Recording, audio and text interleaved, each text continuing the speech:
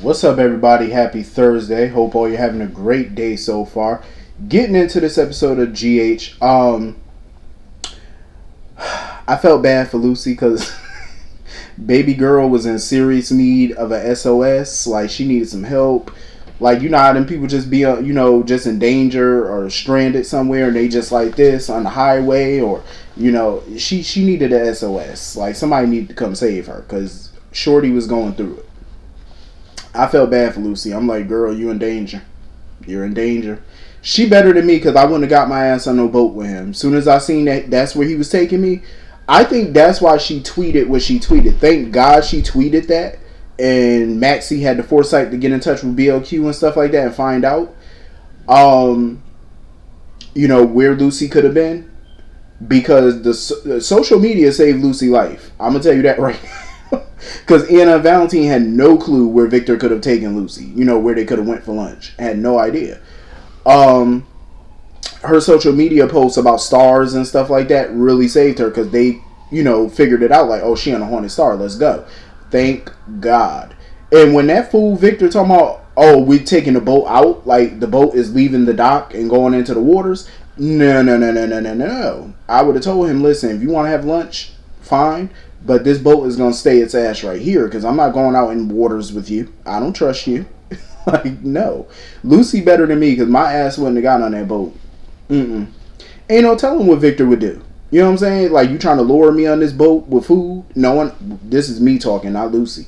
But knowing that I like food and that's the way to get to me and you going to use my weakness against me to get me on this boat, I ought to kick your old ass. I'm just saying. Like, no. I'm going to sit here and get her on that boat and then got the nerve to have the shit drift. Thank God Anna and Valentin got on that boat. Thank God. Because Lucy is in need of help. Like, then he sitting here giving her some jewelry and stuff. Got her an expensive ass bracelet. I wouldn't have trusted him though because he kept talking about honesty and all this type of stuff. Oh, I gotta see who I could trust first.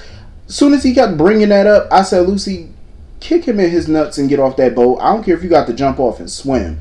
You better scuba your ass off that boat. I'm just saying, because the way he kept talking, like, oh, I need to see who I can trust first. And honestly, I said, Lucy, he know that you are working with Anna. Get your ass off that boat now. Because I don't like when people beat around the bush and bring up certain things. Like, they keep saying it over and over because that make me feel like you know something. You know what I'm saying? And then he keeps being cryptic. Because he talking about, oh, something, big is about to happen soon. And I need, you as my partner, my second in command. Something of that nature. Like, basically, he wanted her to be his little concubine or whatever.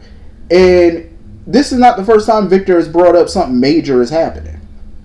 He brought it up to Valentin and Alexis and everybody when he first came back to town.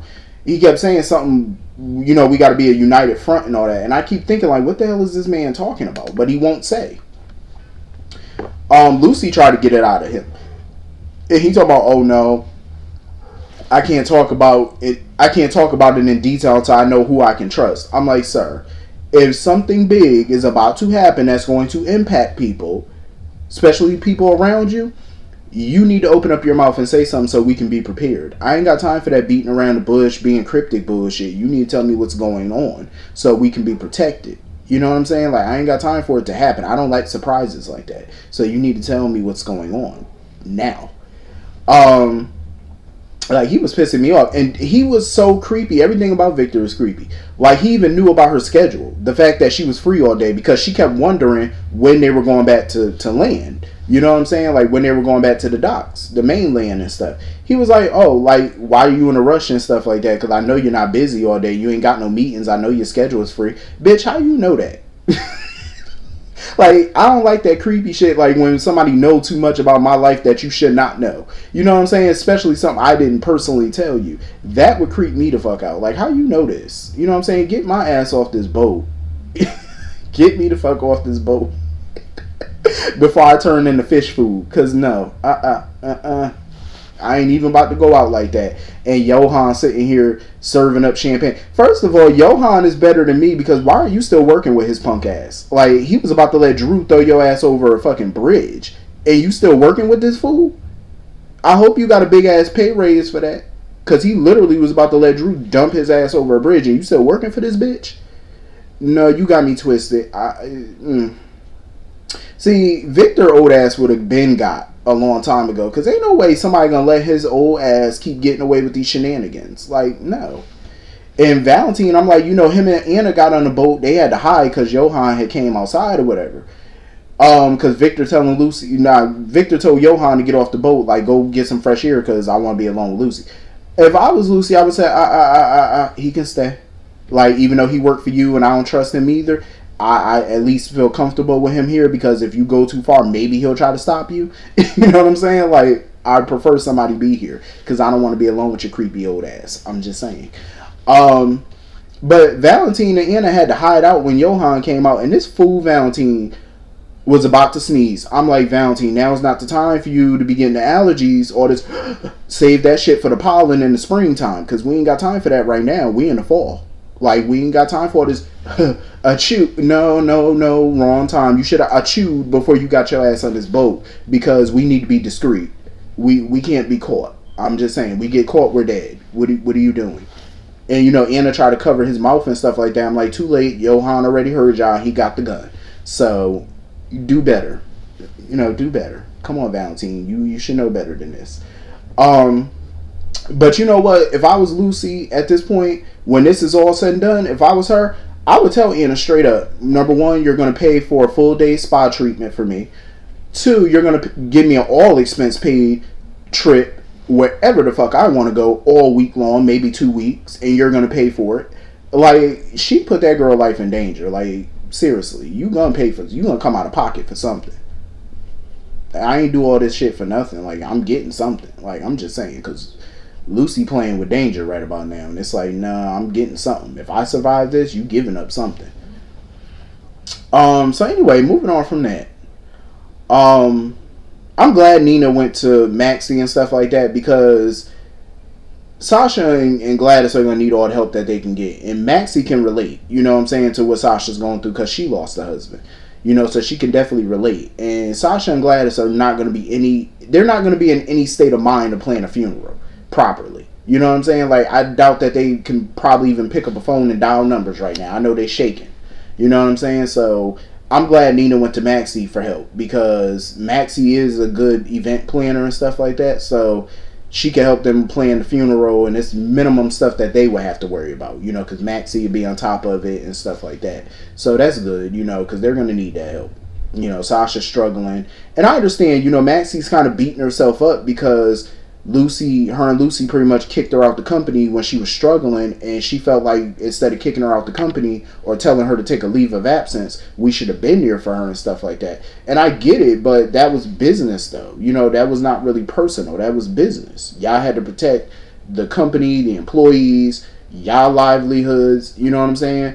But you still could have did that and been there for her at the same time. You know what I mean? But Sasha at that point wasn't listening to nobody anyway, not even her own husband. So I don't know how much help they could have been. But, you could be of more service to her now by helping her plan his funeral. It's going to be hard, but at least, Maxie will take care of all the little, details. So anyway, moving on from that. I'm glad Elizabeth decided to go back to Kevin to get under hypnosis. What pissed me off was that Kevin had to cancel a meeting for this. Because I'm like, first of all, he would have never had to cancel a meeting if her ass didn't run out the first session that they had. Like, this man got to sit here and cancel out a meeting because you were too scared to face the past, and now you want to face it 10 minutes later when I got shit to do? I would be billing her. I'm just saying.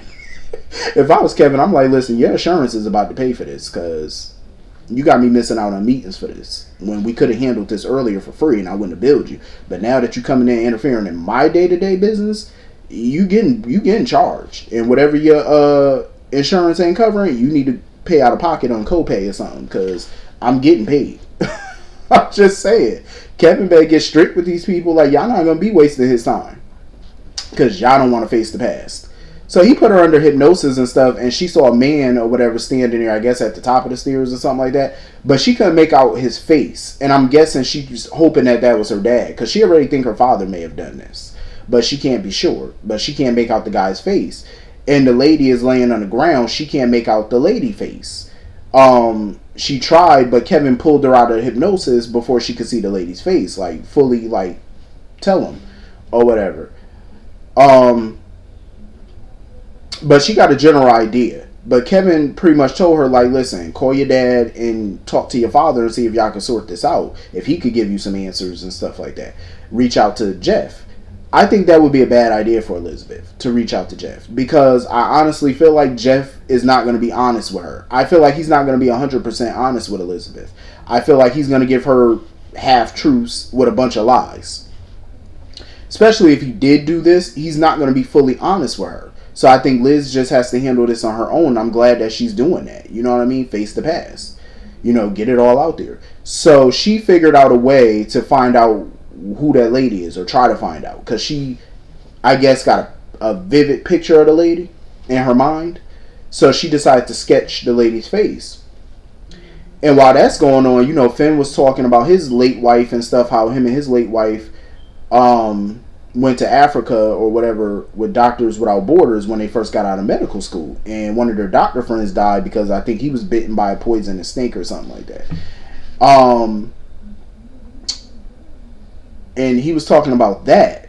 Mind you, while he's talking about his late wife, I think her name Reiko, something like that, Liz drew a picture of the lady she saw at the bottom of the stairs. And the picture looked just like Finn's wife, deceased wife. Now, I'm trying to think, how the fuck is that possible? What in the Twilight Zone is going on? How could the woman on the ground in Liz's dream be Finn's wife? How does that connect to Jeff Weber in Liz's visions from back then, her memory? Are they connected in some way? Because as far as I know, Finn's wife died from a disease. She didn't die from falling down the stairs. Because that's the story Finn told when he came to town. I think he said his wife had an infectious disease. He couldn't cure it. And she passed on. That's what I believe. Unless she had some type of twin they don't know about. But that woman in the sketch definitely looked like his late wife. I'm like, Liz need to get some type of clarity on this thing. But like I said, calling Jeff might be a lost cause. Because I don't think he's going to be 100% honest. I don't think he will be, to be totally honest. So anyway, Jordan is not playing around. She got the toxicology reports back. Brando, the hook was definitely poisoned. With some type of reptile poison or something like that. And they believe that the killer, the hook killer or whatever, put the poison up there because whoever this person is didn't get the job done when Ava was stabbed. So they wanted to ensure that their next victim was going to die by putting the poison on the hook. Smart, crafty. And of course, you know, Jordan told Portia and Finn, she was like, listen, I don't want this shit leaking out to the press. Like the whole hook situation. I don't want that leaking. Like the more we know and the less that the public know is better for us, because we don't need to give them everything. You know what I'm saying? We tell them everything we're doing in this investigation. That's not good. You know what I'm saying? She wants some type of advantage over this killer. Something. You know, Portia's starting to feel like they have a serial killer in their hand, but Jordan is not so sure because the incidents were a bit different. I'm like, Ava got stabbed with a hook. Brando got stabbed with a hook. It's the same shit. Obviously, this is the same person. And they hurt two people within days of each other. I would say that you have a serial attempted killer / killer in your hand. Don't you? Like, I'm just saying, like, obviously it's the same guy, same MO. It's the same person. You have a serial on your hands, Jordan. Duh. Like, she need to get a handle on this shit. ASAP. Like, I feel I lost all faith in the PCPD a long time ago. Because it's a shame that they do not let them solve nothing on this show. Like, that is just sad. Like, you gotta have civilians solving these cases for you? Like, no. Hell no. So anyway, moving on from that, Drew is all frantic and stuff. Oh my god, he act like such a lost puppy, like one of them little foo-foo dolls that just hump your fucking leg. Like, that's how he acting. Oh, Sonny, I can't get in touch with Carly. It's been days. I can't get in touch. I can't. Calm down, kid. Like, relax. She will get in touch with you. Relax. Sonny ass ain't worried. He said, well, shit, I called her and left her a voice message. She didn't call me back either, so I ain't worried about it. Like, shit, calm down. Like, she a grown ass woman. Relax. She'll get in touch with you when she does. And Nina was like, Nina and Sonny were like, well, shit, call the lady, Mia or whatever, the business coach or whatever, call her. See if she know where Carly is. So here go Nina asking Sonny, oh, did you notice how concerned Drew was for Carly? It was more than just a friend concern. Why do you care, Nina? Why? You should be jumping for joy if something is going on between them. Because at least then you ain't got to worry about Carly trying to make a play for Sonny. Like, why do you care what they got going on? It ain't none of your business. Just be grateful she ain't in town all up in your shit. Like, be happy that you got a Carly-free week. You know what I'm saying? You're in Port Charles without Carly. Be grateful. You ain't got to walk around every minute and see her. Jump for joy. Instead of worrying about who she dating. Mind your business. Speaking of Nina, she is pretty much refusing protection from Sonny. I'm like, take the protection, fool. Take the guards. Like, this maniac is out here gutting people. We don't know who's next. We don't know who's doing this. Take the guards. You're going to need security. Something to feel protected. At least you got people around you. You ain't got to worry about nobody cutting you up like the candy man. I'm just saying. Like, if I was Nina, I would take that damn protection, that security detail that Sonny trying to get her to take.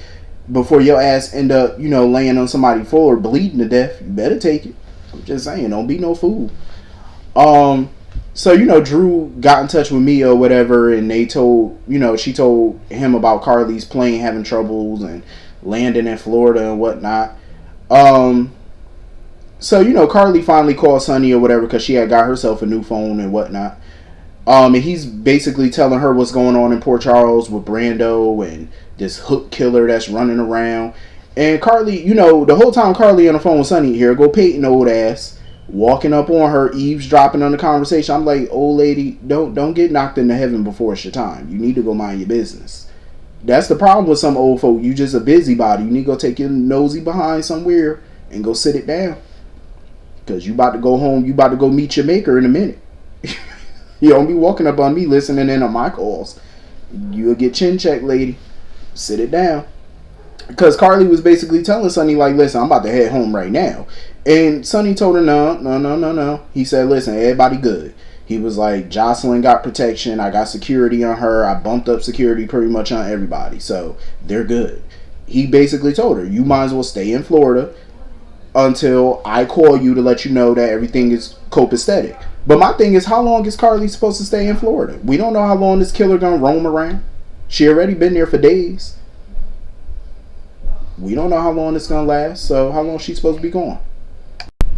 But yeah, if this thing, I don't know how long this killer thing is supposed to last. But I'm like, listen, I don't know how long Carly thinks she's gonna stay in Florida, but she does have herself occupied out there because Peyton ain't playing no games. Like, her old busybody ass is desperate to get Carly out of that town. She was all up in Carly business, like eavesdropping on her phone call, talking about something. Oh, well, if there's a killer in your town and all this other stuff, then you need to hurry up home. She probably hopes she go home so her ass could get gutted. I'm like, listen, Peyton is crazy. And she was all up in Carly business. Like, she did a whole background on Carly. Like, she know all about Carly's financial issues, her losing the hotel. She was like, oh, you can't even afford to buy me a drink. I should buy you one. And she ended up ordering Carly a fucking drink and putting it on her tab. I'm like, Peyton is a mess. I'm interested in seeing Peyton versus Carly because I think this could be fun. Carly's desperate to try to, save Virginia's gravesite or whatever since they want to move it. So let the games begin. But Peyton needs to sit her old busybody self down somewhere. But anyway, that was pretty much the whole episode. Hit the comment section. Let me know what you all thought. And I will see you all later. Have a great night. Peace.